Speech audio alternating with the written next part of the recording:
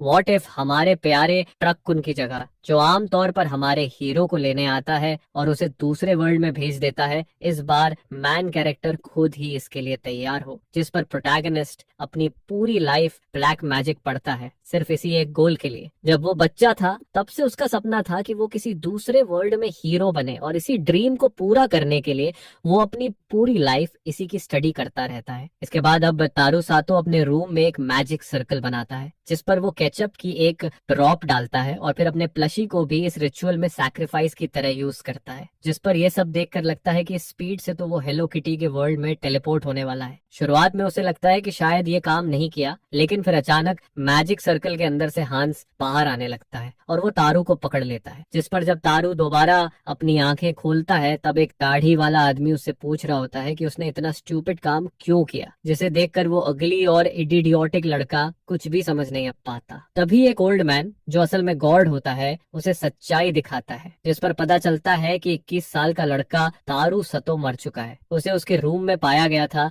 जहां उसकी लाइफ पूरी तरह ड्रेन हो चुकी थी। यही होता है जब आप ट्रक कून से कम्पीट करने की कोशिश करते हो। ये सुनकर वो लड़का खुद भी बिलीव नहीं कर पाता कि वो सच में मर गया है, लेकिन कम से कम उसका मैजिक तो काम कर गया था। जिस पर गॉड बताता है कि अर्थ ने कभी ह्यूमंस को मैजिक सिखाई ही नहीं, और ये काफी वाइल्ड है कि उसने ये सब अकेले फिगर आउट कर लिया। लेकिन फिर रिवील होता है कि जो सर्कल उसने बनाया था वो ट्रैवल के लिए नहीं था, बल्कि रीइंकार्नेशन के लिए था। इसके साथ ही उसने डेस्टिनेशन और पर्पस स्पेसिफाई नहीं किया, जिस पर उसे रियलाइज होता है कि उसने पूरी तरह मेसअप कर दिया। अब उसे अपना गेम प्लान चेंज करना पड़ता है। फिर वो गॉड से रीइंकार्नेशन का डूवर मांगता है, क्योंकि वो हमेशा से दूसरे वर्ल्ड्स को लेकर हाइप्ड रहा है और वो इस चांस को हाथ से जाने नहीं देना चाहता। जिस पर गॉड बोलता है कि रीइंकार्नेशन तो काफी टाइम से बैन है, thanks to new soul recycling law, जो अभी वापस आया है। असल में रीइंकार्नेशन मैजिक एक सेल्फ डिस्ट्रक्ट बटन की तरह होता है, और जो भी इसे यूज करता है उसका फेट हमेशा खराब ही रहता है, जैसे पैदा होते ही मर जाना या स्लेव बन जाना, कभी बीस्ट बन जाना और वर्स्ट केस में इंसेक्ट बन जाना। ये सुनकर वो बोलता है कि इंसेक्ट के अलावा कुछ भी चलेगा। साथ ही वो स्पेशल एबिलिटीज को लेकर भी क्यूरियस रहता है, जिस पर गॉड बताता है कि एबिलिटीज उसके वर्ल्ड में एग्जिस्ट करती हैं, लेकिन वो इतनी ओवर पावर्ड नहीं होती। फिर भी दारू एक एबिलिटी के लिए भीख मांगने लगता है, जिस पर ओल्ड मैन समझाता है कि ये एबिलिटीज यूजफुल तो होती हैं, लेकिन एक्टिवेट करना काफी टफ होता है। ये सुनकर तारू को लगता है कि फिर भी ये डील अच्छी है। वो लगातार रिक्वेस्ट करता रहता है, और फिर ओल्ड मैन सोचता है कि सिंस ये बैन के बाद रीइंकार्नेट होने वाला पहला इंसान है, तो वो उससे कंफर्म करता है कि क्या वो सच में इसके लिए रेडी है। तारू बिना सोचे बोल देता है कि अब पीछे हटने का कोई ऑप्शन नहीं है, जिस पर ओल्ड मैन साफ कर देता है कि रीइंकार्नेशन से पहले उसकी पास्ट लाइफ की सारी मेमोरीज इरेज कर दी जाएंगी। ये सुनते ही तारू की सारी होप्स नीचे गिर जाती हैं। फिर ओल्ड मैन बोलता है कि कोई फेवरेटिज्म नहीं होगा, जिस पर तारू पूछता है कि क्या ये कॉन्वर्सेशन भी वाइप हो जाएगी। गॉड बोलता है कि हाँ, रीइंकार्नेशन से पहले सब कुछ डिलीट हो जाएगा, सिस्टम को चीट करने का कोई तरीका नहीं है। ये सुनकर उसका मूड पूरी तरह डाउन हो जाता है, और वो बस यही सोचता है कि काश उसे कोई बेसिक स्किल ही मिल जाए। तभी अचानक उसके सामने एक सिस्टम विंडो ओपन होती है, चारों तरफ से स्ट्रेंज लाइट्स उसकी तरफ आने लगती हैं। नेक्स्ट सीन में हम एक बिल्कुल अलग जगह देखते हैं, जहाँ स्काई में वही लाइट्स चमक रही होती हैं। वो लाइट्स नीचे एक मिडीवल सिटी की तरफ जा रही होती हैं, रास्ते में कई जगहों से गुजरती हुई। उसी टाइम एक एली में कुछ लोग किसी को बुरी तरह पीट रहे होते हैं। एक ब्लॉन्ड गाय बोलता है कि इस लड़के के पास लेने लायक कुछ भी नहीं है, जिस पर वो लाइट सीधे उसी लड़के के ऊपर गिरती है। वो लड़का होश में आता है, आंखें खोलता है और बुली डरकर भागने लगते हैं। लेकिन जैसे ही वो दोबारा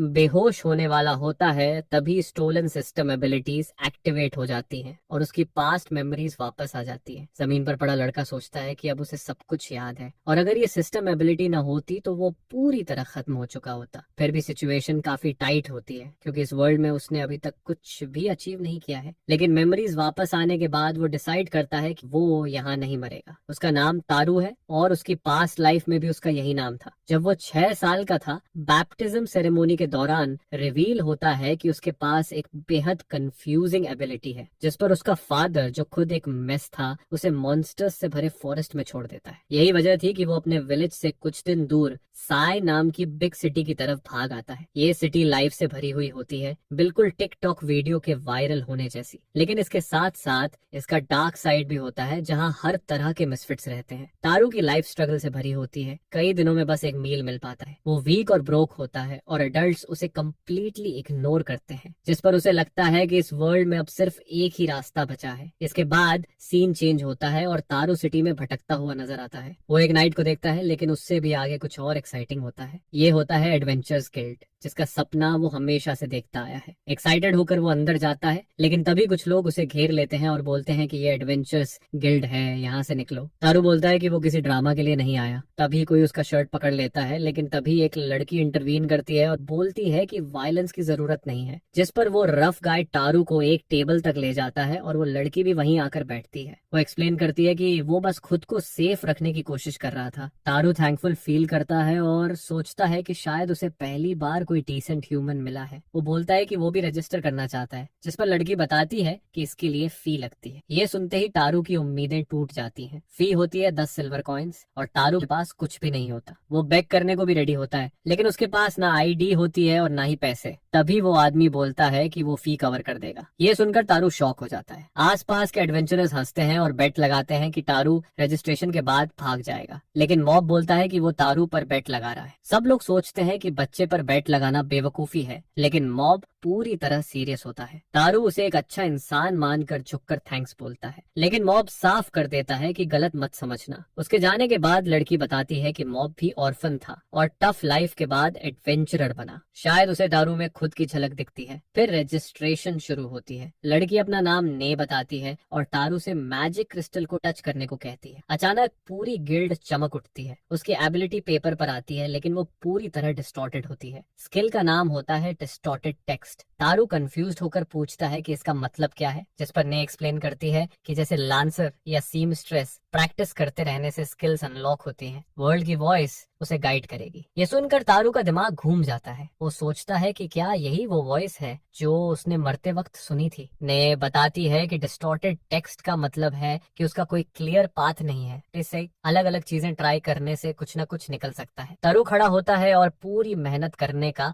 फैसला करता है। अटेंडेंट उसे वेट करने को कहती है। तारू मशीन को देखता है और सोचता है कि ये किसी पुराने कैमरा जैसी लगती है। लड़की लगातार मशीन से छेड़छाड़ करती रहती है। फिर वो तारू को एक पेंडेंट देती है और बोलती है कि यही उसका गिल्ड टैग है। उसे बॉटम रैंक से स्टार्ट करना होता है और इसे हमेशा गले में पहनना होता है। तारू बिना सवाल किए ऐसा ही करता है, पूरी तरह रेडी होकर। फिर वो एडवेंचर्स गिल्ड का सिस्टम समझाती है। रैंक न्यूबी से स्टार्ट होता है, लोवेस्ट रैंक जी होता है, फिर जीएफ और आगे बढ़ता है। तारू सोचता है कि रैंक बढ़ाना काफी ग्राइंड वाला होगा। लड़की बताती है कि हाई रैंक पर एलीट बन जाते हैं और टॉप रैंक S+ होती है, लेकिन साथ ही वार्न करती है कि अगर कोई क्राइम किया तो टैग पर रिकॉर्ड हो जाएगा और सीधा गिल्ड से बाहर। प्लस चाहे क्राइम कितना भी छोटा क्यों ना हो, गार्ड्स के हवाले कर दिया जाता है। एडवेंचर्स की कमी नहीं है, लेकिन ज्यादातर रूल्स फॉलो करते हैं, जिस पर कोई खास टेंशन नहीं रहती। टॉय ये सब देखकर सोचता है कि ये लोग दिखने में टफ लगते हैं, लेकिन असल में काफी चिल हैं। इतनी बोरिंग बातें सुनने के बाद तारू का मन करता है कि अब जल्दी से कोई मिशन स्टार्ट करे, जिस पर ने बोलती है चिल करो। फिर वो बोलती है कि अभी लंच टाइम है और ज्वाइन करने की खुशी में लंच उसकी तरफ से होगा। इसके बाद सीन चेंज होता है और टाइम जल्दी से पास हो जाता है। नाय हमारे हीरो के सामने एक प्लेट रखती है। रीइंकार्नेशन के बाद से तारू भूखा ही रहा होता है, जिस पर वो खाने के लिए पूरी तरह रेडी होता है। बिना टाइम वेस्ट किए वो खाना शुरू करता है और खाते ही उसकी आंखें भर आती हैं, ये सोचते हुए कि खाना कितना टेस्टी है। ने उसे खाते हुए देखती रहती है और बोलती है कि लगता है वो किसी एज फैमिली में पला बड़ा है, मैनर्स अच्छे हैं। फिर वो बोलती है कि अगर ये टॉपिक सेंसिटिव है तो बताने की जरूरत नहीं, जिस पर तारू आराम से बोलता है कि वो एक गरीब फार्मर फैमिली से है और उसकी मॉम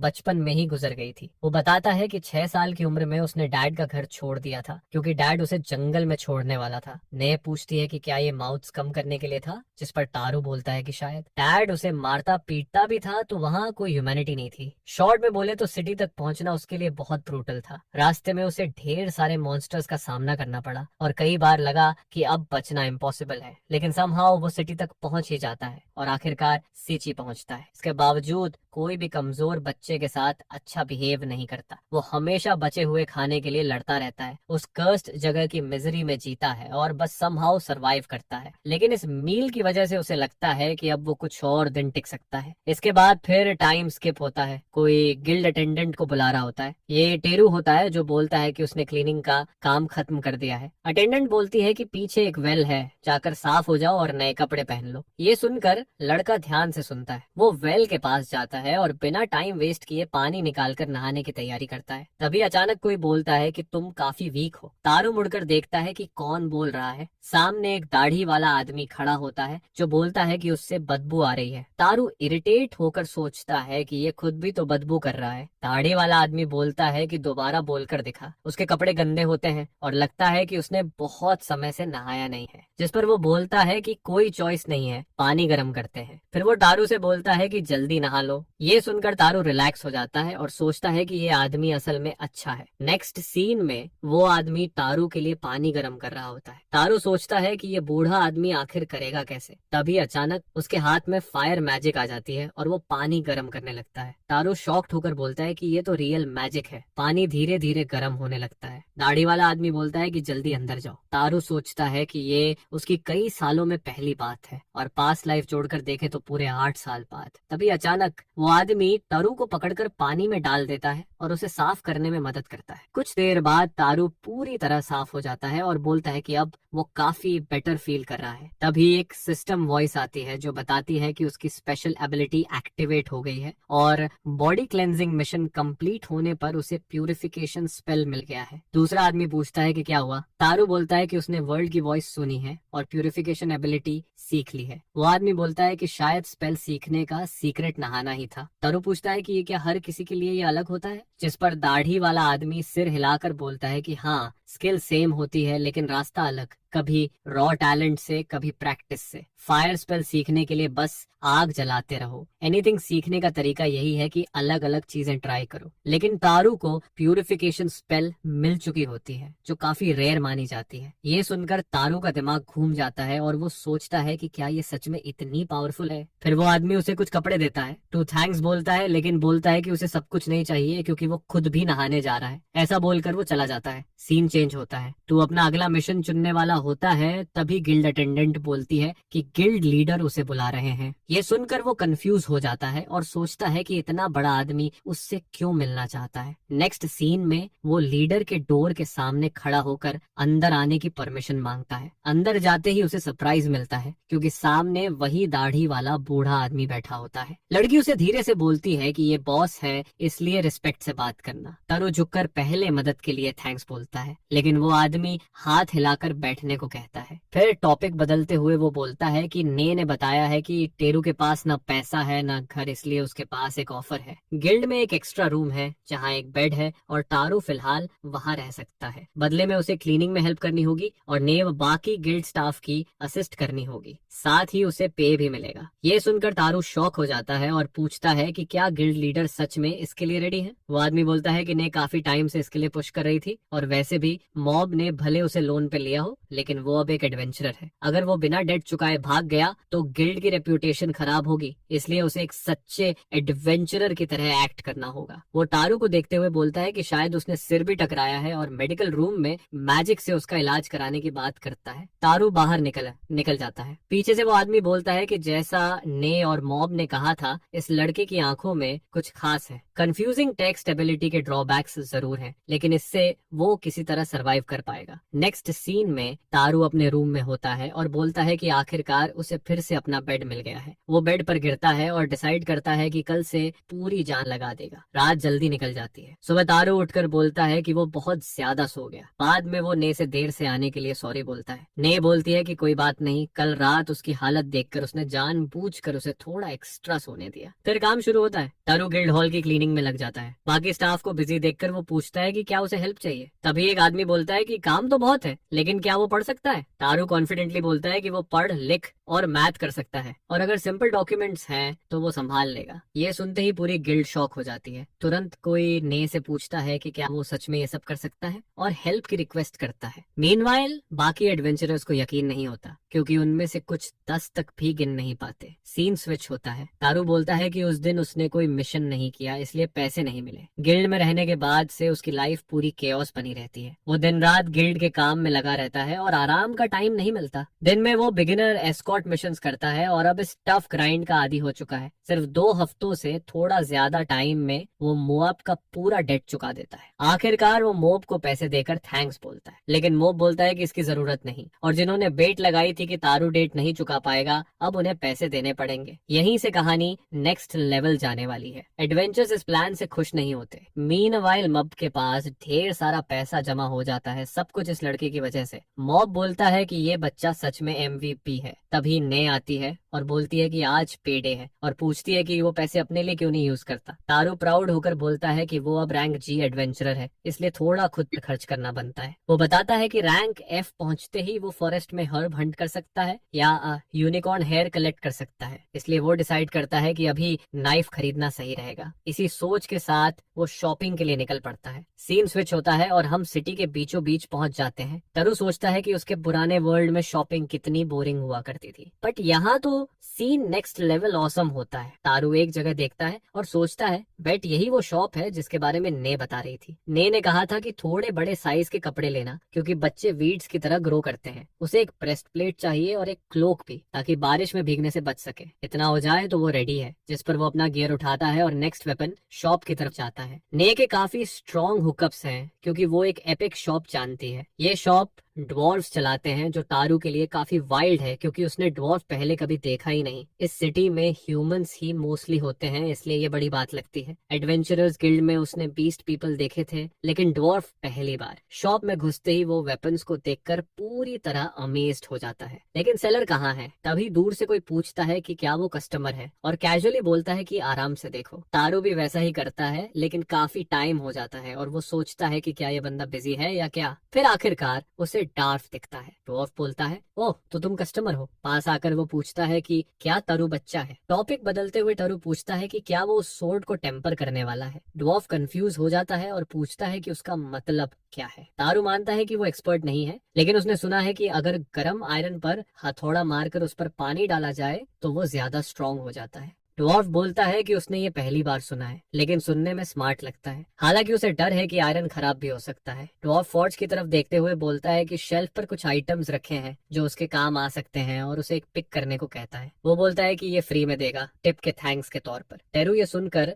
शॉक्ड हो जाता है और सोचता है कि ड्वार्फ शायद सच में इसे ट्राई करना चाहता है, इसलिए वो ऑफर एक्सेप्ट कर लेता है। आखिरकार उसके पास एक वेपन आ जाता है। वो स्विंग करके चेक करता है, ड्वार्फ से पूछता है कि कैसा है, लेकिन ड्वार्फ तो ध्यान ही नहीं दे रहा होता। तारू सोचता है कि क्या ये मुझे इग्नोर कर रहा है। जाते जाते वो डार्फ को डैगर के लिए थैंक्स बोलता है और बाहर निकल जाता है। नेक्स्ट सीन में हम गिल्ड हॉल में होते हैं। ने बोलती है कि उसकी एज में ऐसे फ्लैशी चीजें लेना नॉर्मल है। तारू बोलता है कि ये कपड़े उसके पुराने कपड़ों से कहीं ज्यादा कम्फी हैं। ने कपड़ों को चेक करके बोलती है कि मटेरियल ठीक है और प्राइस भी चीप है, तो कोई इशू नहीं। तारू सरप्राइज होकर पूछता है कि उसे ये सब कैसे पता। ने बोलती है कि अप्रेजल उसका स्किल है और वो चीजों पर यूज कर सकती है। तरु सोचता है कि क्या वो लोगों को भी अप्रेस कर सकती है। ने बोलती है कि उसके स्किल्स अभी पार्शली अनलॉक हुए हैं, इसलिए लोग नहीं, लेकिन ऑब्जेक्ट्स के लिए ये स्किल काफी हैंडी है, जैसे मिशन से मिले लूट को चेक करना, ताकि मर्चेंट्स उसे स्कैम न कर पाए। पहले उसे सिर्फ आइटम का नाम दिखता था, लेकिन अब ये स्किल काफी वर्सेटाइल हो गई है। तो पूछता है कि लोगों को अप्रेस करने के लिए क्या चाहिए। ने बताती है कि उसके लिए कुछ कंडीशंस और स्किल रैंक मैटर करता है, जैसे अगर कोई एस रैंक है तो वो कंडीशंस पूरी होने पर कुछ भी असेस कर सकता है, लेकिन जी रैंक में चाहे कुछ भी हो, लोगों को अप्रेज नहीं किया जा सकता। उसने सुना है कि एस रैंक पर पर्सनल टैलेंट्स तक दिख जाते हैं। तारू सोचता है कि ये उसकी स्किल समझने में काफी हेल्प कर सकता है। अभी अभी उसे प्यूरिफिकेशन स्किल मिली है और वो सोच रहा है कि क्या कंफ्यूजिंग टेक्स्ट स्किल भी ऐसे ही अनलॉक हो सकती है। ने शॉक होकर बोलती है, वेट, तुम्हें वो स्किल सच में मिल गई? वो हीलर लेवल मैजिक है। वो सोचती है कि शायद कंफ्यूजिंग टेक्स्ट स्किल भी हीलिंग टाइप की ही हो। तारू पूछता है कि क्या उसने क्लीनिंग स्किल सीखी थी। ने बोलती है कि नहीं, प्यूरिफिकेशन हीलर्स के लिए टॉप टियर स्किल मानी जाती है।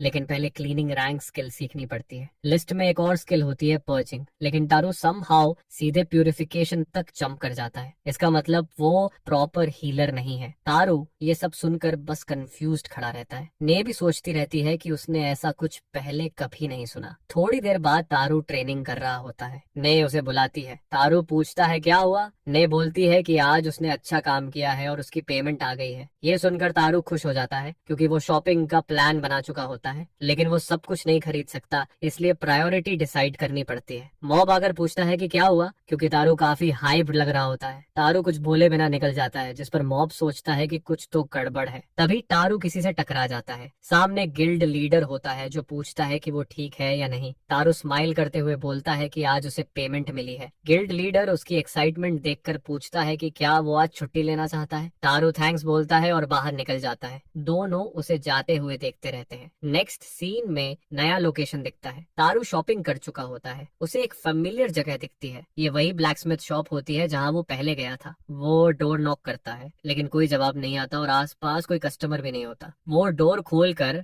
आवाज देता है। अंदर डॉर्फ अभी भी फॉर्जिंग कर रहा होता है और पूछता है कौन है। ह्यूमन बच्चे को देखकर वो पूछता है कि क्या ये वही लड़का है। तारू बोलता है हाँ, वो बस फ्री आइटम के लिए थैंक्स बोलने आया है। लेकिन डार्फ बोलता है रुको, तुम्हारा आइडिया काम तो कर गया, लेकिन आयरन फ्रेजाइल हो गया, अब क्या करें। तारू बोलता है काम रहो, तुम आयरन को बहुत ज्यादा स्क्वीज कर रहे हो। डॉर्फ हाथ छोड़ देता है और अपोलोजाइज करता है। वो बताता है कि वो अलग अलग तरीकों से ट्राई कर रहा था, जिससे चीजें हार्ड तो हो रही थी लेकिन फ्रेजाइल भी। तारू सोचता है कि ये तरीका काम नहीं कर रहा। टेम्पर्ड मेटल को स्ट्रॉन्ग बनाने का एक ट्रिक होता है जिसे एनीलिंग कहते हैं। टेम्परिंग और एनीलिंग बेस्ट बडीज हैं। टेम्परिंग के बाद आयरन को लोअर टेम्परेचर पर हिट किया जाए तो वो ज्यादा टफ हो जाता है। टेम्परिंग के टाइम एक स्पेशल क्ले याकूबा लगाई जाती है ताकि जल्दी कूल होकर मेटल हार्ड हो जाए, ऐसा टीवी में बताया जाता है। डॉर्फ को अब बात समझ में आ जाती है। तारू बोलता है कि अगर वो ऐसा करेगा तो वेपन काफी बेटर बन सकता है। डॉर्फ ग्रिन करता है, थैंक्स बोलता है और तारू को मास्टर बुलाने लगता है। तारू मना करता है और बोलता है कि वो बस जो जानता है वही शेयर कर रहा है। और उसी मोमेंट तारू एक नई स्किल अनलॉक करता है, आईज ऑफ ट्रूथ। डॉर्फ काफी एक्साइटेड हो जाता है और बोलता है कि वो इस इन्फो से कुछ एपिक क्राफ्ट करेगा। वो तारू से कहता है कि 1 महीने बाद मिलना। तारू झुककर थैंक्स बोलता है और निकल जाता है। नेक्स्ट सीन में सिटी का कमर्शियल डिस्ट्रिक्ट दिखता है। चारों तरफ भीड़ होती है, लोग शॉपिंग कर रहे होते हैं। तारू अपनी नई स्किल टेस्ट करने के लिए एक्साइटेड होता है। आईज ऑफ ट्रूथ यूज करते ही वो शॉक्ड हो जाता है। वो हर चीज को देख और आइडेंटिफाई कर सकता है। ह्यूमंस को अभी पूरा डिटेल नहीं दिखता क्योंकि स्किल फुली अनलॉक नहीं हुई, लेकिन फिर भी ये काफी यूजफुल है। तारू एक ऑरेंज उठाता है और सोचता है कि शायद ने भी ऐसे ही देखती होगी। हर चीज के साथ डिस्क्रिप्शन दिख रही होती है। वो डिसाइड करता है कि अब फेक सामान से बचेगा और सिर्फ अच्छे पोर्शंस खरीदेगा। बाकी आइटम्स के लिए भी यही करेगा। टाइम पास होता है और लोग उसे घूरने लगते हैं। तारू एक बॉक्स में ढेर सारा सामान उठाए चलता आ रहा होता है। साफ दिखता है कि उसने सारे पैसे खर्च कर दिए हैं और अब फिर से ब्रोक है। एडवेंचरर बने उसे 2 महीने हो चुके होते हैं। ज्यादातर एडवेंचर्स उसे अल्टीमेट मल्टीटास्किंगर मानते हैं, बेसिकली गिल्ड का एरेंड बॉय। उसे मोस्टली इजी मिशंस मिलते हैं और कम लोग उसे रियल एडवेंचरर मानते हैं। उसका रैंक अभी भी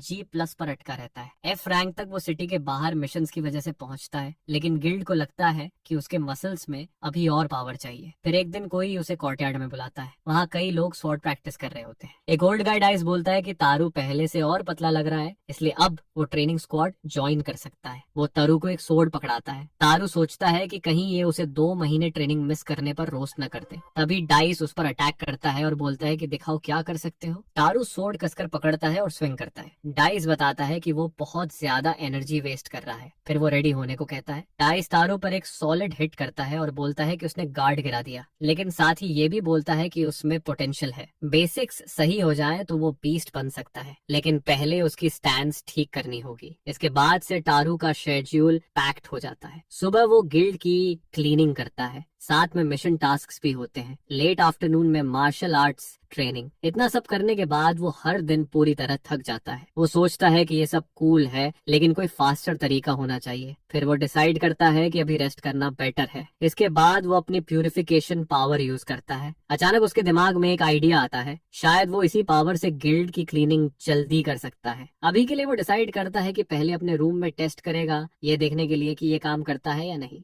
एक्टिवेटिंग अपनी पावर, तारू उसे फ्लोर पर कास्ट करता है। एक ब्लू ग्लो पूरे रूम में फैल जाता है और बूम, सब कुछ बिल्कुल स्पॉटलेस हो जाता है। तब उसे पता चलता है कि दीवारें असल में काफी ज्यादा वाइट हैं। फिर वो सोचता है कि अब पूरी गिल्ड को क्लीन करना चाहिए। इसी सोच में वो अपनी आंखें खोलता है। चारों तरफ देखकर उसे लगता है कि शायद कुछ अलग नहीं हुआ, लेकिन तभी उसकी नजर कुछ पर फट पड़ती है। एक बच्चा आलू की बोरी की तरह फ्लोर पर गिर जाता है। गिल्ड लीडर भागते हुए अंदर आता है और पूछता है कि क्या ये सब उसी ने किया है। कई बच्चे फ्लोर पर बेहोश पड़े होते हैं। गिल्ड हॉल में अभी अभी एक मिस्टीरियस लाइट भरी थी। हीरो सॉरी बोलता है और गिल्ड लीडर चेक करता है कि वो ठीक है या नहीं। लगता है उसने अपना माना पूरा ड्रेन कर लिया होता है। गिल्ड लीडर उसे बोलता है कि अपनी पावर छोटी छोटी चीजों में वेस्ट मत करो। नॉर्मली ये मैजिक अनडेड के खिलाफ यूज की जाती है और क्लीनिंग के लिए सिर्फ माइनर कामों में ही ठीक रहती है। उसे बेड पर लेटाते हुए वो बोलता है कि आज बस आराम करो। हीरो इंसिस्ट करता है कि वो अभी ठीक है, लेकिन बोलते बोलते ही वो वहीं बेहोश हो जाता है। नेक्स्ट मॉर्निंग तेरू फ्रेश महसूस करता है और फिर से अपनी पावर यूज करता है। आखिरकार कल की वजह से उसका काफी टाइम फ्री हो गया और ही हो गया होता है। क्लीनिंग की जगह है अब उसके पास सोर्ड प्रैक्टिस के लिए ज्यादा समय होता है। हालांकि ट्रेनिंग मोस्टली बेसिक एक्सरसाइजेस की ही होती है। खास बात ये होती है कि वो बाकी ट्रेनीज में सबसे छोटा और वीकेस्ट होता है और उनमें से कुछ के पास अपनी यूनिक टैलेंट्स और सोर्ड स्टाइल्स भी होती हैं। इतनी कम उम्र में एडवेंचरर वर्ल्ड में उसका ग्रो करना सच में काफी रेयर बात होती है। तभी ने बताती है कि जैसा वो जानता है, हायर रैंक्स हर किसी को इसलिए नहीं दिए जाते क्योंकि गिल्ड को अपने एडवेंचरर्स की क्वालिटी मेंटेन करनी होती है। आखिर ये एक ऐसा प्रोफेशन है जिसमें रिस्क बहुत होता है और अगर किसी अनडिजर्विंग इंसान को रैंक दे दी जाए तो उसके सीरियस कॉन्सिक्वेंसेस हो सकते हैं। मीनवाइल तरु अपनी सोर्ड ट्रेनिंग जारी रखता है और सोचता है कि वो सच में लकी है। सीन शिफ्ट होता है। तू एक बार फिर ड्वार्फ की वर्कशॉप पर जाता है। ड्वार्फ उसके कारण पहले से कहीं बेहतर ब्लेड्स फोर्ज कर पाता है। वो तारू के लिए एक शॉर्ट सोर्ड भी बनाता है और पूछता है कि क्या वो इसे एक्सेप्ट करेगा। तारू वो सोर्ड लेता है, सब कुछ के लिए थैंक्स बोलता है। ड्वार्फ उससे कहता है कि इसे गिफ्ट की तरह माने, बस थैंक यू कहने के लिए। अपनी एप्रेसल स्किल यूज करके तो शॉक हो जाता है। उसे पता चलता है कि एक गोल्ड कॉइन लगभग 10,000 येन के बराबर है। मतलब वो स्वॉर्ड कम से कम 1,50,000 येन की है। ड्वार्फ को उसकी बात समझ नहीं आती, लेकिन हीरो बोलता है कि कोई बात नहीं और पूछता है कि क्या उसने उस स्वॉर्ड में कोई एक्स्ट्रा वैल्यू ऐड की है। ड्वार्फ पूछता है कि क्या वो नोटिस कर सकता है क्योंकि कभी कभी वो अननोइंगली बोनस दे देता है। वो बताता है कि उसने वो स्वॉर्ड पहले बनाई थी और समहाउ उसमें ये स्किल आ गई। तारू अपने इक्विपमेंट को ध्यान से देखता रहता है, सोचता है कि सिर्फ एक एनहांसमेंट के लिए लोग पागल हो जाएंगे और इमेजिन करता है कि अगर लोगों ने ये देखा तो क्या होगा। उसकी पास्ट लाइफ मेमोरीज वापस आए हुए आधा साल हो चुका होता है। ये मेमोरीज ज्यादातर एक्वायर्ड नॉलेज की फॉर्म में होती हैं। पर्क्स को इग्नोर नहीं किया जा सकता। ये बिल्कुल उन एपिक फैंटेसी और आइसेकाई स्टोरीज जैसा लगता है जहाँ कैरेक्टर्स अपनी इंटेलिजेंस से दूसरे वर्ल्ड में रूल करते हैं, लेकिन थोड़ा एनालाइज करने पर उसे समझ आता है कि ये डबल एज सोर्ड है। तारू को एक रिपोर्ट याद आती है जिसमें एक आदमी मॉन्स्टर से मारा गया था। एक एडवेंचरर पूछता है कि क्या वही लड़का था जो ऑफिस में रजिस्टर करने आया था। दूसरा बोलता है कि बिना बैकअप के रजिस्टर करना बेवकूफी थी। अपेरेंटली वो किसी चीज का पैटेंट लेना चाहता था, लेकिन एक नोबल ने उसका आइडिया चुरा लिया। अगले ही दिन उसकी बॉडी फॉरेस्ट में मिलती है। इससे तारू समझ जाता है कि टेक को यहाँ लाना उतना आसान नहीं है। मीनवाइल कुछ एडवेंचरर्स सोर्ड प्रैक्टिस कर रहे होते हैं। तारू फाइट देखते हुए बोलता है कि ये मूव बेसिक है लेकिन इफेक्टिव है। तब से उसके दिमाग में आइडिया आता है। वो सोचता है कि उसे कुछ ऐसा पिक करना चाहिए जो सिंपल लगे लेकिन कॉपी करना टफ हो। थोड़ी देर बाद तारू कुछ अलग करता नजर आता है। टर्न्स आउट वो ब्रेड बना रहा होता है लेकिन वो पूरी तरह जल चुकी होती है। वो अपनी पास्ट लाइफ की फेवरेट ब्रेड बेक करने की कोशिश करता है। ऑनेस्टली इस वर्ल्ड की हाइजीन काफी वियर्ड है। लोग हाथ तक नहीं धोते। यीस्ट से ब्रेड बनाना भी मुश्किल होता है, लेकिन अगर ये काम कर गया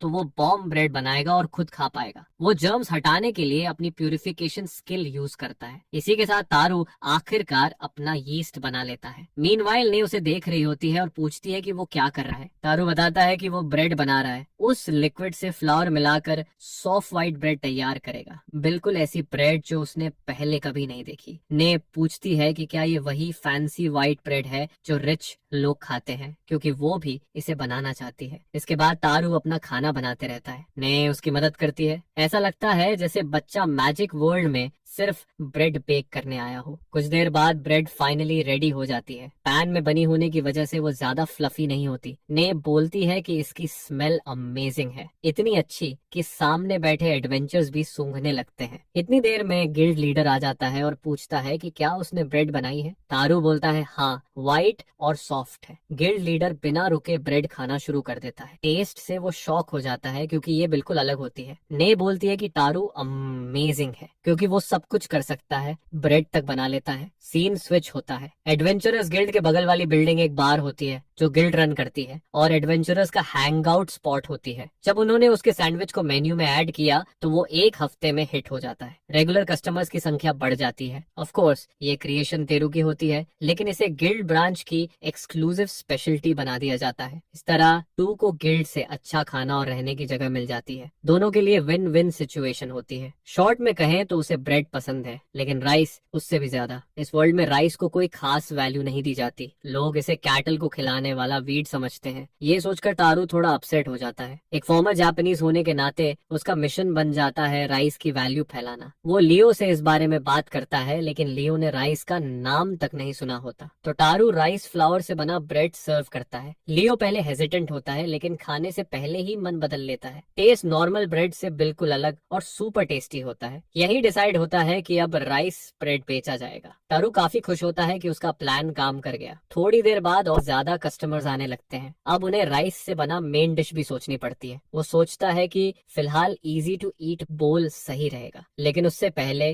प्रॉपर राइस बनानी होगी। इस वर्ल्ड में चॉपस्टिक्स यूज नहीं होते, लेकिन वो मैनेज कर लेंगे। आखिरकार डिश कंप्लीट हो जाती है। राइस में मीट ऐड करके तारू इस वर्ल्ड का शेफ बन जाता है। बूम, एक और हिट आइटम मेन्यू में ऐड हो जाती है और ढेर सारे गिल्ड लोग सिर्फ ये डिश ट्राई करने आते हैं। कुछ समय बाद तारू टेबल पर बैठा नई डिश फिनिश कर रहा होता है। वो काफी हाइप्ड होता है क्योंकि उसे जल्दी खाने का मन होता है। जैसे ही उसे एक नई स्किल मिलती है वो बोलता है वो ये क्या है। टर्न्स आउट उसे फूड गुरु टाइप स्किल मिल जाती है। सडनली उसे प्लांट्स के बारे में सब कुछ पता चलने लगता है, लेकिन तारू ज्यादा एक्साइटेड नहीं होता। उसे लगता है कि कुछ खास फील नहीं हो रहा। वो डिसाइड करता है कि गार्डन के प्लांट्स चेक करता है। वहां जाकर भी उसे कुछ खास पता नहीं चलता। दिमाग कोई नई इन्फो नहीं देता। फिर वो सोचता है कि एप्रेसल स्किल यूज करके देखे। चेक करने पर पता चलता है कि वो प्लांट्स बस वीड्स हैं। तारू बोलता है कि ठीक है। वो अपनी बात वापस लेता है। ये स्किल चीजें चेक करने के लिए सच में कूल है। इसके बाद सीन वापस गिल्ड हॉल में आ जाता है। एक बच्चा सिर पर कैट रखे हुए आता है और बोलता है कि ग्रैंडपा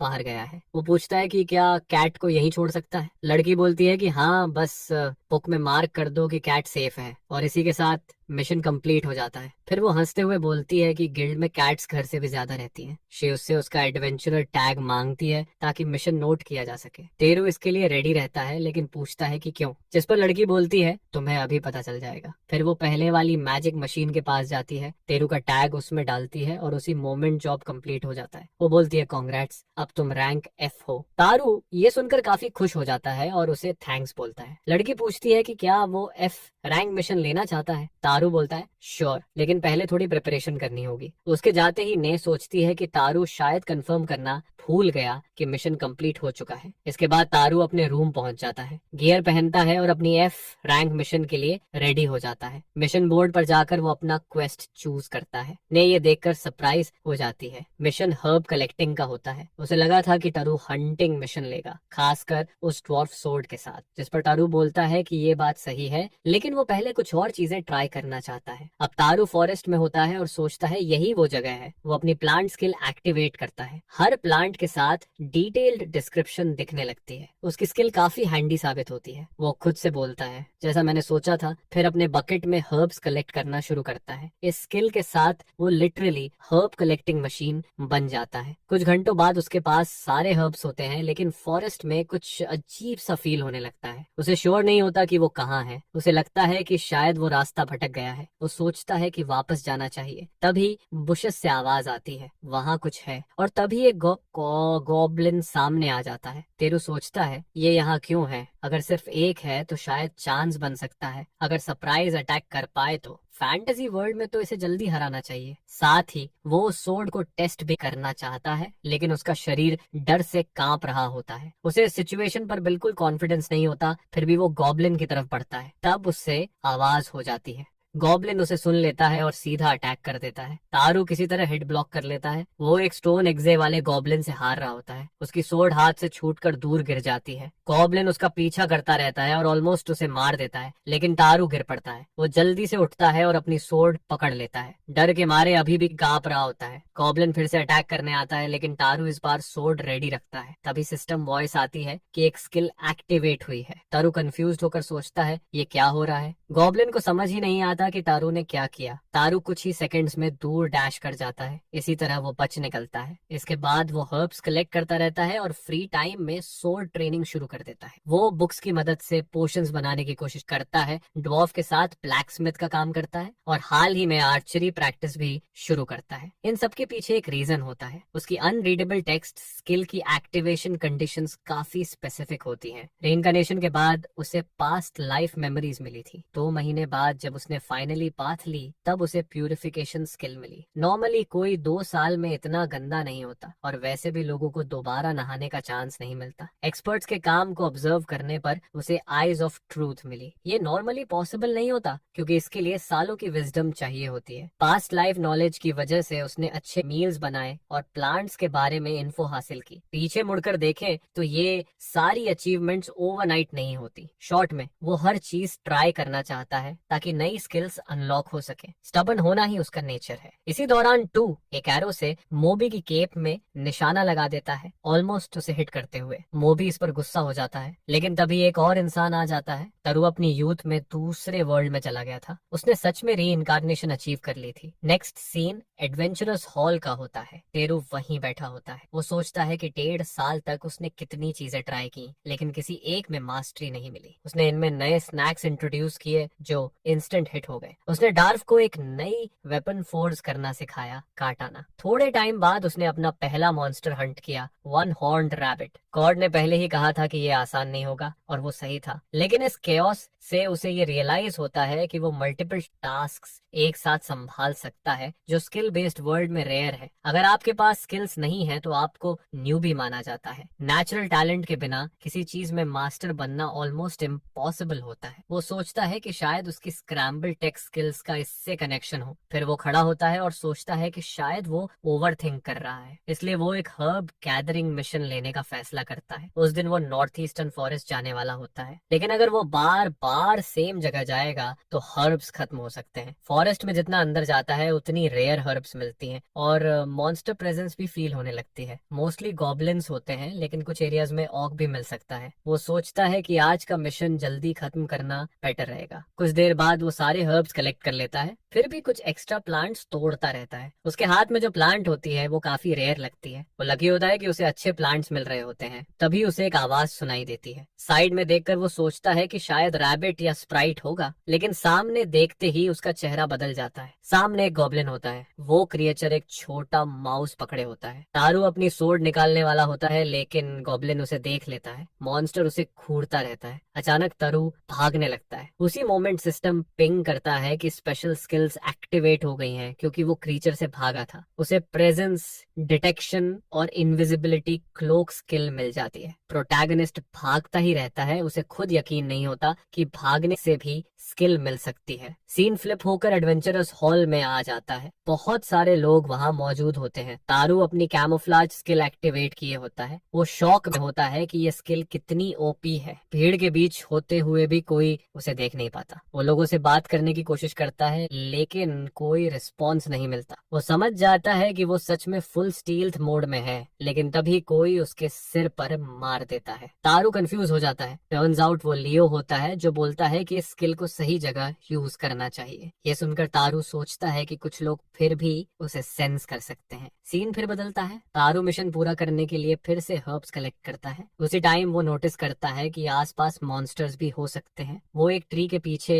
छुपकर देखता है, लेकिन इस बार सिर्फ एक हॉर्न्ड रैबिट होता है। वो सोचता है कि जब यहाँ है ही तो इसे भी मार ले, क्योंकि मीट टेस्टी होती है और स्किन बिक जाती है। टाइम वेस्ट किए बिना वो कैमोफ्लाज स्किल यूज करता है, रैबिट के पास स्नीक करता है और उसे मार देता है। स्टेल्थ क्लोक का इफेक्ट सच में यूजफुल साबित होता है। कुछ ही देर बाद उसे फिर आवाज सुनाई देती है। वो सोचता है कि शायद कोई और मॉन्स्टर होगा। तारू अपनी सोर्ड रेडी करता है, लेकिन सामने वाला इंसान पूछता है कि क्या वो टेरू है और बोलता है कि तुरंत गिल्ड चलना होगा। उसकी टीम गॉब्लिन होर्ड से फाइट कर रही होती है और करीब 80 मॉन्स्टर्स होते हैं। तारू तुरंत मूव करता है और बोलता है कि रीइंफोर्समेंट आने तक होल्ड करो। सीन फिर गिल्ड हॉल में शिफ्ट होती है। टेरू पूरी सिचुएशन एक्सप्लेन करता है। लियो बोलता है कि ये नॉर्दर्न फॉरेस्ट ही होगा। स्क्वाड असेंबल करने का ऑर्डर देता है। वो बोलता है कि एक टीम पहले से गॉब्लिन से फाइट कर रही है, इसलिए उन्हें छोड़ना ऑप्शन नहीं है। अब टाइम है यूनिट दिखाने का। एडवेंचर्स को 3 स्क्वाड्स में डिवाइड किया जाता है, रेड, ब्लू और ग्रीन। तारू को मैसेंजर की रोल मिलती है। रेड स्क्वाड रेस्क्यू पर जाती है, ग्रीन स्क्वाड गॉब्लिन पेट्रोल पर और तारू सबको इन्फो पहुंचाता है। सभी को प्रॉपर कोऑर्डिनेशन के साथ काम करना होता है और कोई भी डाउन नहीं होगा। कुछ देर बाद फॉरेस्ट का सीन दिखता है। एक आदमी बोलता है कि उसके एरोस खत्म हो रहे हैं, दूसरा बोलता है कि चिल करो, बैकअप आ रहा है, और तभी रीइंफोर्समेंट्स पहुंच जाते हैं। कोई बोलता है कि ब्लू स्क्वाड को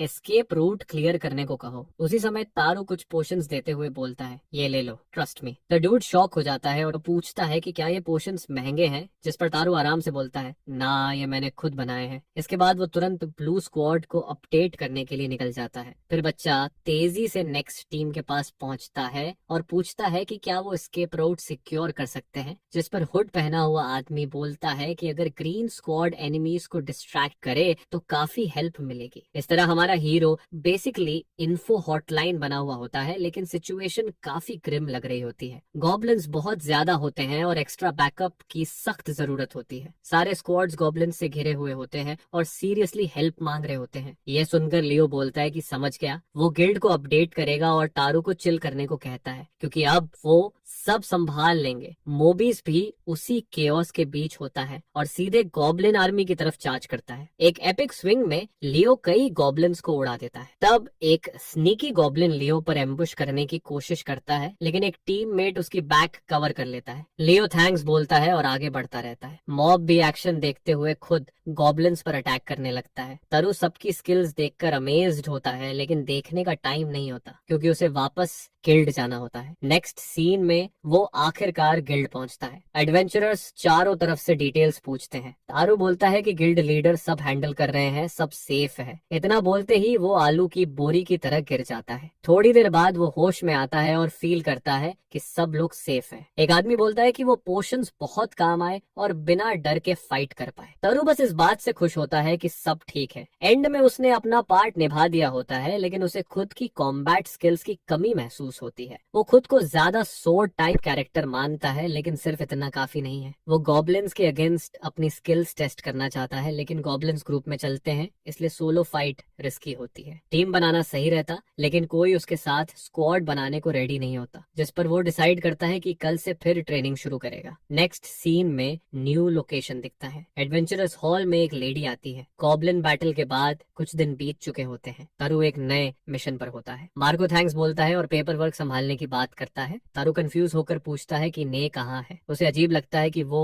गिल्ड में नहीं है। मार्को बताता है कि उसके पेरेंट्स अचानक किसी मीटिंग के लिए आए हैं। सिचुएशन सीरियस लगती है क्योंकि एडवेंचरर्स ने को ढूंढ रहे होते हैं। तभी कोई और बोलता है, सच में। फिर एडवेंचर्स बताते हैं कि नए के लिए मैरिज प्रपोजल आया है। ये सुनकर सब शॉक हो जाते हैं। एक एडवेंचरर तारू से पूछता है कि क्या उसे पता था, जिस पर वो साफ बोल देता है कि नहीं। सब डिसअपॉइंटेड हो जाते हैं क्योंकि उन्हें लगता था कि ने उसे पसंद करती है। फिर कोई तारू के कंधे पर हाथ रखता है और कहता है कि ने को फॉलो करके रिपोर्ट दे। तारू मना करता है और बोलता है कि वो मिशन पर है। मार्को बोलता है कि उसने अभी मिशन एक्सेप्ट नहीं किया है, इसलिए जा सकता है। तारू इरिटेटेड हो जाता है और सोचता है कि उसे बस अपना काम शांति से करना चाहिए था, लेकिन अब कोई ऑप्शन नहीं बचता, तो उसे ये मिशन एक्सेप्ट करना पड़ता है, चाहे उसे कितना भी ड्रैग लगे। अगर कुछ गलत हुआ तो जिम्मेदारी उसी की होगी। एडवेंचरर्स कहते हैं कि वो उसकी रिपोर्ट का वेट कर रहे थे, लेकिन तारू को इस पर भरोसा नहीं होता। सीन फ्लिप होता है। तारू एक कैरेज को देखते हुए सोचता है कि ने आसपास ही होगी, तभी वो कुछ देख लेता है। ने एक आदमी के साथ खड़ी होती है। तारू का दिमाग तुरंत चलता है, ओ स्नैप, यही वो रूमर्ड मैरिज कैंडिडेट होगा। वो आदमी काफी शार्प लगता है, जो गिल्ड के लिए बैड न्यूज हो सकती है। फिर भी तारो डिसाइड करता है कि पहले सिचुएशन ऑब्जर्व करेगा। टाइम पास होता है और वो दोनों को फॉलो करता रहता है। उनके बीच की दूरी देखकर उसे सब सस्पिशियस लगने लगता है। तब एक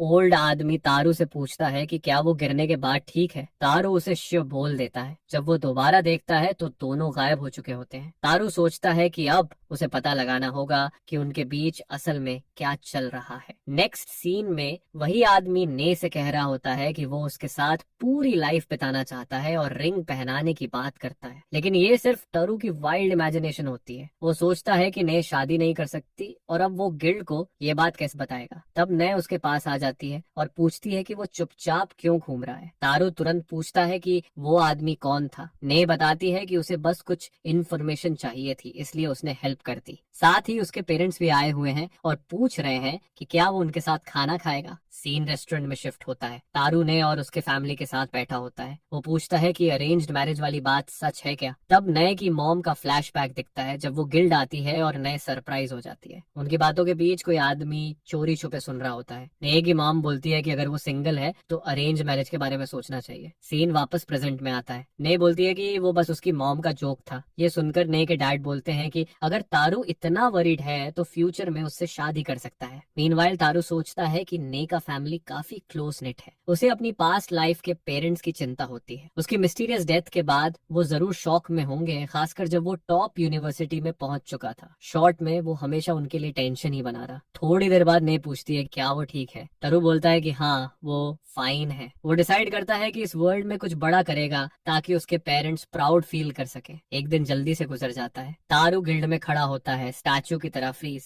एडवेंचरस उसके सामने घुटनों पर होते हैं, पसीना बह रहा होता है। कॉर्नर में गिल्ड लीडर भी खड़ा होता है, काफी नर्वस। तारू बोलता है कि उसके पास मिशंस हैं तो ये सब बंद किया जाए। लियो बोलता है कि वो भी विक्टिम थे और नाराज होना ठीक है। गिल्ड एम्प्लॉई की पर्सनल लाइफ में बच्चे को भेजना लो मूव था, लेकिन ने बोलती है कि कोई बड़ी बात नहीं है और सब फॉरगिव कर देती है। ये सुनकर गिल्ड के लोग शॉक हो जाते हैं क्योंकि वो सच में एंजल जैसी है। थोड़ी देर बाद गिल्ड लीडर स्माइल करता है और बोलता है कि सब लकी हैं क्योंकि अब उन्हें 1 महीने के वॉलंटियर मिशंस करने होंगे। वॉलंटियर मिशंस मतलब बोरिंग, टफ और गंदे काम। पे भी कम होता है और इस बार का बैच और भी हार्ड होता है। नेक्स्ट मिशन माउंटेन में होता है जहाँ सिटी वॉल्स रिपेयर करनी होती हैं। स्टोन्स उठाना, ले जाना और स्टैक करना पड़ता है। ये हैवी वर्क होता है और लो पे की वजह से सबसे अनपॉपुलर जॉब्स में से एक होता है। जब तारू जी रैंक था तब वो इसे हैंडल नहीं कर सकता था, लेकिन अब सिचुएशन अलग होती है क्योंकि रिवॉर्ड इस बार ठीक ठाक होता है। इस तरह वो क्रू के साथ उस लोकेशन पर जाता है। वहाँ पहले से कई लोग स्टोन्स तोड़ रहे होते हैं। किसी वजह से तारू भी उसी में शामिल होता है। सब सोचते हैं कि वो स्टोन ढोने या स्टैक करने नहीं आया है बल्कि बस देखने आया है। तभी एक ओल्ड आदमी आता है और काम जल्दी शुरू करने को कहता है, लेकिन उससे पहले बेसिक्स सिखाने लगता है क्योंकि न्यूबीज को सुनना जरूरी होता है। वो पूछता है कि क्या उन्हें वो स्टोन दिख रहा है। पहले उसका सेंटर ढूंढो और फिर पूरी ताकत से मारो। बूम, स्टोन 2 हिस्सों में टूट जाता है। ओल्ड आदमी बोलता है कि अब तुम लोग भी ट्राई करो। कभी कभी इन स्टोन्स में वैल्यूएबल चीजें छुपी होती हैं और अगर कुछ मिले तो बताना। अगर कोई एपिक चीज निकली तो रिवॉर्ड भी मिलेगा। ये सुनकर तारू सोचता है कि उसे भी ट्राई करना चाहिए। वो अपने आईज ऑफ ट्रूथ स्किल से आसपास के स्टोन्स देखता है। मोस्टली उसे कोल ही दिखता है, लेकिन तभी साइड में देखते हुए उसकी आंखें चमक जाती हैं। कुछ शाइनी नजर आता है। वो सोचता है ये क्या है। ओल्ड आदमी फिर बोलता है कि वो पाइल्स बस माइनिंग वेस्ट है, कुछ खास नहीं। लेकिन तारू मना करता है और बोलता है कि वो इसे चेक करेगा। वो स्टोन तोड़ता है। बूम, स्टोन ग्लो करने लगता है। ओल्ड आदमी स्टन्ड रह जाता है। तारू एक्सीडेंटली मिथ्रिल और खोज लेता है। बॉल्ड आदमी शौक में चिल्लाता है कि सब काम रोक दो क्योंकि मिथ्रिल मिल गया है। इसी मोमेंट तारू एक नई स्किल अनलॉक करता है जिसका नाम प्रिसीजन होता है। कुछ दिन गुजर जाते हैं और तारू अभी भी इस प्रिसीजन स्किल को समझने की कोशिश कर रहा होता है। उसे लगता है कि शायद ये एम से रिलेटेड है, तो इसके बाद वो बो और एरो के साथ प्रैक्टिस करना शुरू करता है, ये सोचकर कि ये स्किल आगे चलकर काफी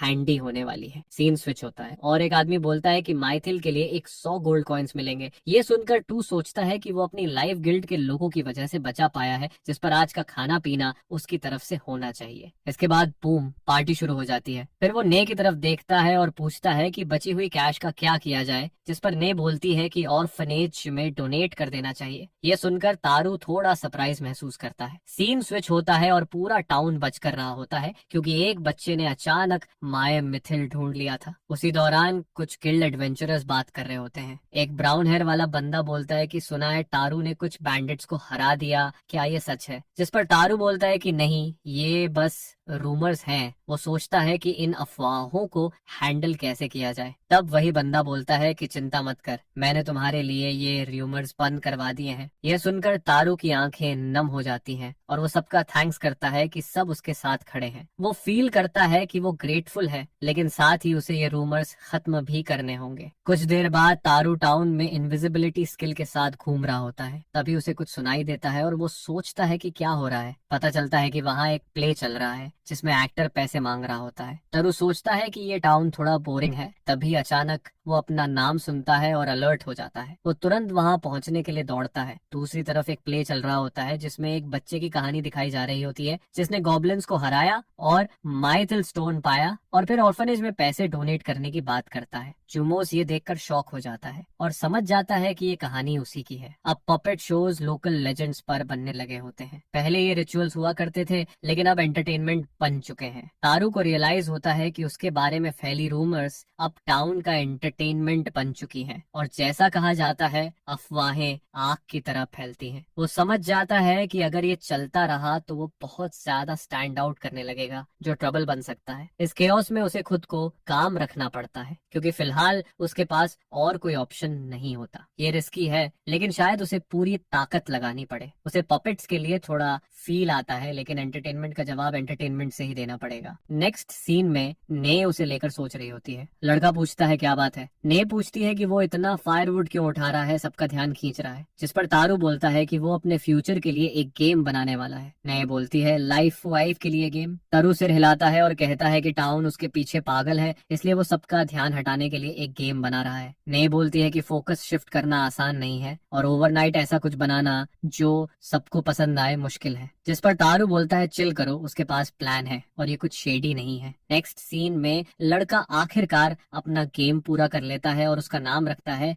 हैवस। इस एपिक गेम को बनाने के लिए वो पहले एक स्क्वायर बोर्ड काटता है, फिर उस पर लाइंस खींचकर उसे 8 बाय 8 बनाता है। फिर वो गोल पीसेस बनाता है जिनका एक साइड ब्लैक और दूसरा व्हाइट होता है, बिल्कुल मिनी यिन यांग की तरह। बूम, गेम रेडी हो जाती है। ने क्यूरियोसिटी से पूछती है कि इसे खेलते कैसे हैं। इस गेम में ओपोनेंट की पीसेस को सराउंड करके फ्लिप करना होता है। जिसके पास एंड में सबसे ज्यादा स्टोन्स होते हैं वही जीतता है। जब तुम स्टोन रखते हो तो उसे ऐसे रखना होता है कि ओपोनेंट का कलर ट्रैप हो जाए और हॉराइजॉन्टल, वर्टिकल या डायगोनल में सारे स्टोन्स फ्लिप हो जाए। कॉर्नर्स पकड़ लेने के बाद गेम लगभग तुम्हारे हाथ में आ जाती है। ने एक्साइटेड होकर ट्राई करने के लिए रेडी हो जाती है और तारू बोलता है चलो शुरू करते हैं, और यहीं से पहला एपिक शोडाउन शुरू होता है। ने बोलती है कि वो बिल्कुल हारने वाली नहीं है और अपनी मूव चलती है। टाइम निकलता जाता है। ब्लैक 4 विन्स ले लेता है और व्हाइट सिर्फ 1। फाइट आगे बढ़ती है। ब्लैक के 23 विन्स हो जाते हैं और व्हाइट के 18। तारू बोलता है कि वो इस गेम में बुरा नहीं है। आखिरकार बैटल खत्म होती है और ब्लैक 40 पीसेस के साथ जीत जाता है। ने खुश हो जाती है क्योंकि वो आखिरकार जीत जाती है और शॉक होती है कि उसने गेम के क्रिएटर को हरा दिया। तारू बोलता है रीमैच, वो फिर से हारने वाला नहीं है। ने जोश में बोलती है कि उसे अभी भी उसकी पावर समझ नहीं आ रही। इस बार तारू सीरियस हो जाता है और अपनी चाल चलता है। फिर से टाइम तेजी से निकलता है। ने बोलती है कि मैच क्लोज था और सिंपल गेम होते हुए भी काफी फन है। फिर वो पूछती है कि क्या तारू ने पहले गेम में जानबूझकर इजी खेला था। तारू बचने की कोशिश करता है, लेकिन ने मानने वाली नहीं होती। फिर भी वो बोलती है कि गेम ऑसम है और सबको पसंद आएगी। ये सुनकर तारू खुश महसूस करता है, लेकिन फिर एक बड़ा सवाल आता है। इस गेम को क्रिएटर के नाम से कौन रजिस्टर करेगा और कमर्शियल गिल्ड में किसका नाम जाएगा? अब तक उसकी पास्ट लाइफ की रेसिपीज सिर्फ खाना थी, इसीलिए रजिस्ट्रेशन की जरूरत नहीं पड़ी थी। कुछ लोगों ने कॉपी करने की कोशिश की, लेकिन गिल्ड रेस्टोरेंट में ओरिजिनल से कोई बेहतर नहीं बना पाया।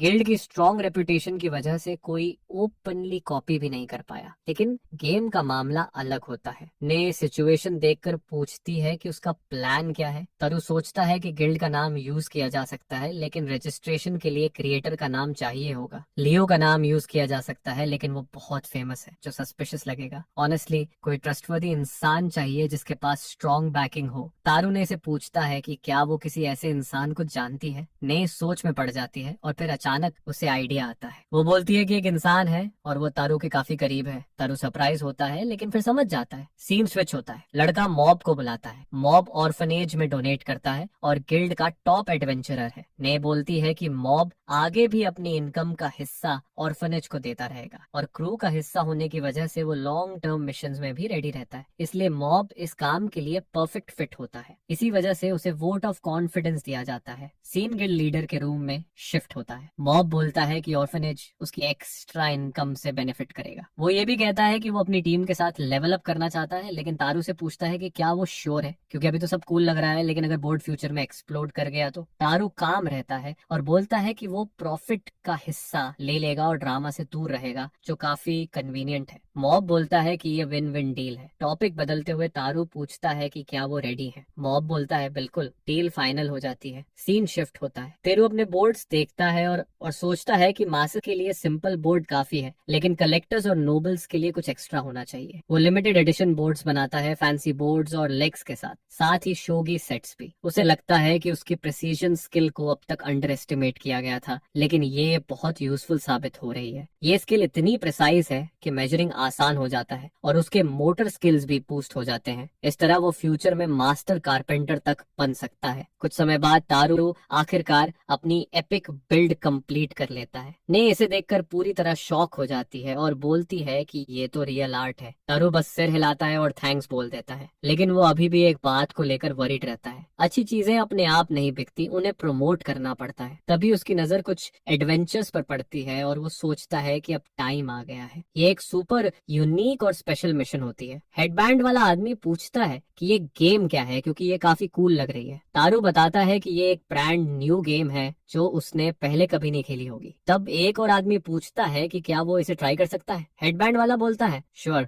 लेकिन सावधान रहना, वो लड़की बीस्ट है। दोनों बैठकर मैच शुरू करते हैं। आसपास के एडवेंचर्स बोर्ड को देखने लगते हैं और गेम का हाइप धीरे धीरे बढ़ने लगता है। ये सब देखकर तारू सोचता है कि मोमेंटम बनाए रखना जरूरी है। पेड क्लाइंट स्ट्रेटेजी काम कर जाती है और एडवेंचरर्स हुक हो जाते हैं। कई सेल्स वहीं फिक्स हो जाती हैं ताकि लोग तुरंत बोर्ड खरीद सके। कुछ ही घंटों में स्टोर लोगों से भर जाता है और लाइन बाहर तक लग जाती है। लियो की एडवाइस याद रखते हुए लॉर्ड की कंप्लेंट से बचने के लिए प्रमोशन थोड़ा लो ही रखा जाता है। लिमिटेड एडिशंस पहले ही गिफ्ट्स के तौर पर भेज दी जाती हैं। साथ ही एडवेंचर्स गिल्ड से जुड़े मर्चेंट्स को डिस्ट्रीब्यूशन राइट्स दे दिए जाते हैं। प्लस साइट सिटी वैसे भी थोड़ी बोरिंग टाइप की है, जिस पर यह गेम बच्चों में काफी जल्दी पॉपुलर हो जाती है। उसी समय लड़का कुछ रियलाइज करता है। आसपास की केओस देखकर वो सोचता है कि आखिर हो क्या रहा है। वो अक्सर सीधा मैडनेस में कूद जाता है। वहाँ दो लोग किसी गेम को खेल रहे होते हैं, खासकर वो जो मेन डूड का बोर्ड होता है। दोनों लॉर्ड्स के बीच शोडाउन को देखने के लिए सब लोग हाइप्ड रहते हैं। तेरू सोचता है कि सिग्नल उसकी सोच से कहीं बेहतर निकला और उसके बोर्ड का ऑपरेशन एक बड़ा विन साबित हो रहा है। सीन फ्लिप होता है, जहाँ कोई मॉब को बताता है कि बोर्ड्स पागलों की तरह बिक रहे हैं। चीप वाले भी और एक्सपेंसिव वाले भी, दोनों हाथों हाथ निकल रहे हैं। लड़का बोलता है कि ये सुनकर अच्छा लगा, लेकिन बिजनेस से जुड़ी सारी बातें उसने गिल्ड पर छोड़ दी हैं, इसलिए उन्हें वही बात करनी चाहिए। वो आदमी बोलता है कि उसे समझ आ गया है और खुशी खुशी उछलता हुआ चला जाता है। मॉब पूछता है कि क्या तेरू ने ये सब सुना। तेरू बोलता है कि वो पहले ही गिल्ड लीडर से प्रोडक्शन बढ़ाने की बात कर चुका है। मॉब भी कहता है कि उसे समझ आ गया है। सब कुछ इतना अच्छा चल रहा होता है कि मॉब को लगता है कि वो अपनी क्रू के साथ बिग सिटी में कम्पीट कर सकता है और इसी वजह से वो टेरू का एहसान मानता है। जाते जाते दोनों एक दूसरे को गुड बाय कहते हैं। 15 दिन गुजर जाते हैं और सिल्वर सोर्ड स्क्वाड से में सारे हाई रैंकिंग मिशंस क्लियर करके रैंक बी पर पहुंच जाती है। सीन शिफ्ट होता है, जहां तारू लियो के साथ बैठा होता है। लियो लगातार हीरो पर नजर रखे होता है। मेन ड्यूड किसी बात को लेकर काफी स्ट्रेस में लगता है। वो लगातार तारू को घूरता रहता है। इस बीच तेरू सोचता है कि ये आदमी आज कुछ ज्यादा ही ग्रम्पी लग रहा है। थोड़ी देर बाद लियो अचानक टेबल पर जोर से हाथ मार देता है। तारू को कुछ समझ नहीं आता कि हुआ क्या है। लियो बोलता है कि बाहर के एरिया से एडवेंचरर्स का आना कोई प्रॉब्लम नहीं है, लेकिन उनका बिहेवियर एकदम ट्रैश है। वो लोकल से झगड़े कर रहे हैं, जिससे गिल्ड की रेपुटेशन खराब हो रही है और उनके मेन एडवेंचरर्स सिर्फ रैंक सी के हैं। शॉर्ट में बोले तो मॉब की स्क्वाड के सामने उन्हें अभी काफी लेवल अप करना है। इंटरनल सिक्योरिटी दिन पर दिन खराब होती जा रही है। फ्यूडल लॉर्ड से एक्स्ट्रा ट्रूप्स मांगे गए थे, लेकिन वो भी इनफ नहीं पड़ रहे। उल्टा उन्हें बैंडिट से निपटने और क्राइम कंट्रोल करने भेजा जा रहा है। मीनवाइल तारू सोचता है कि लियो की कंप्लेंट्स कभी खत्म ही नहीं होती। वो आदमी सच में काफी परेशान लग रहा होता है। फिर लियो बताता है कि तारू के बनाए गेम से मिलने वाला कमीशन ही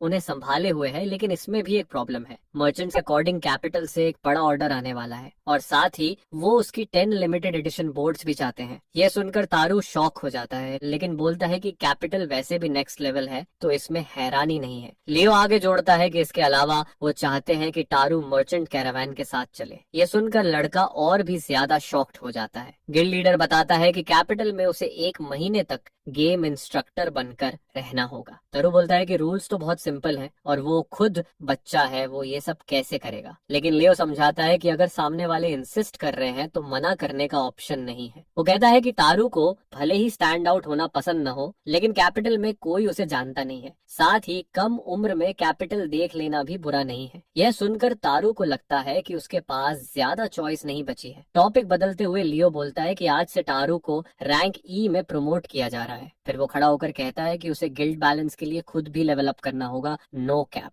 ऑनेस्टली ये सब बच्चे के लिए एक बड़ा विन होता है। तारू सीन देखकर समझ नहीं पाता कि उसे खुश होना चाहिए या कंफ्यूज्ड। जाते जाते लियो बोलता है कि बिग डे तक बाकी सब वो तारू पर छोड़ रहा है। सीन स्विच होता है। बूम। हीरो अभी भी हर्ब कलेक्टिंग में लगा होता है। साथ ही उन बोर्ड्स को प्रिपेयर करने का बोरिंग काम भी चलता रहता है। आखिरकार रात हो जाती है। सीन फ्लिप होकर एडवेंचरस हॉल में आता है। कुछ लोग अभी भी गेम खेल रहे होते हैं। मिडिल एजेस में ये सब अपेरेंटली काफी लिट माना जाता है। तारू हॉल के अंदर अपना काम करता रहता है। कुछ एडवेंचरर्स उसे पेपर्स उठाते हुए देखकर शॉक हो जाते हैं और बोलते हैं वो बच्चे भी यहाँ काम करते हैं। वो उसे मिशन बोर्ड को प्रोफेशनल तरीके से देखते हुए देखते हैं और ताना मारते हैं कि गिल्ड कब से बेबी सिटिंग करने लगी। मीनवाइल तारू सोचता है कि यही वो रूड एडवेंचरर्स हैं जिनके बारे में लियो ने वार्न किया था। ये लोग लाउड होने के साथ साथ पूरा सर्कस है। रेड हेयर वाला बोलता है कि ऐसे बच्चे की मौजूदगी उन्हें खराब दिखाती है। तभी कोई टेबल पर जोर से मारता है। ये हेडबैंड वाला आदमी होता है जो शोर बर्दाश्त नहीं कर पाता। वो आगे बढ़कर उस आदमी से कहता है कि जिस बच्चे का मजाक उड़ा रहे हो वो भी रैंक ई का टॉप टियर एडवेंचरर है, बिल्कुल उनकी तरह। ये सुनकर बाकी गिल्ड प्लेयर्स भी उसकी बात सपोर्ट करते हैं। बच्चे का रैंक ई होना सबको क्रेजी लगता है। दूसरा आदमी बोलता है कि ये फैक्ट है। वो कहता है कि उसे नहीं पता उनके होम टाउन में एडवेंचरर्स कैसे होते हैं, लेकिन यहाँ लेवल ही अलग है। यहाँ तो बच्चे भी उन्हें पीछे छोड़ देते हैं। ये सुनकर कुछ एडवेंचर्स मान लेते हैं कि उन्होंने जरूरत से ज्यादा हार्श बोल दिया था। मीनवाइल 2 और एडवेंचर्स बस ये सब ड्रामा देखते रहते हैं। वो लोग उठकर जाते हुए माफी मांगते हैं। सीन स्विच होता है। तारू सोचता है कि लियो और इंस्ट्रक्टर दोनों रैंक ए हैं। तभी कोई उसे बुलाता है। कुछ एडवेंचर्स उसके पास आकर बोलते हैं कि वो ठीक है और उसे टेंशन लेने की जरूरत नहीं है। वो उसे लेजेंड कहते हैं। तारू उन्हें थैंक्स बोलता है और कहता है कि उसे बुरा नहीं लगा। एडवेंचरर्स रिलीव्ड फील करते हैं। तारू इन बॉन्ड्स को काफी वैल्यू देता है और अपनी स्क्वाड के लिए ग्रेटफुल रहता है। एक दिन गुजर जाता है। सीन वापस एडवेंचर्स गिल्ड में आता है। टेरू मिशन बोर्ड देख रहा होता है। गिल्ड हमेशा की तरह क्राउडेड होती है। नए लोगों को मिशंस दे रही होती है। उधर कुछ लड़कियां किसी बात को लेकर कंफ्यूज्ड दिखती हैं। इसी बीच एक आदमी मिशन बोर्ड की तरफ आता है। प्रोटैगनिस्ट चुप रहता है। वो आदमी पास आकर पूछता है कि वो क्या कर रहा है। पता चलता है कि वो घर से गायब था और बिना बताए चला आया था। पीछे मुड़कर देखें तो लोग नर्वस हो जाते हैं। एक आदमी उसे घूर रहा होता है और तुरंत जवाब मांगता है। वो बोलता है कि उसे गोस्ट करने की हिम्मत कैसे हुई। वो तारू पर पंच मारने ही वाला होता है, लेकिन तारू अपनी स्किल एक्टिवेट करके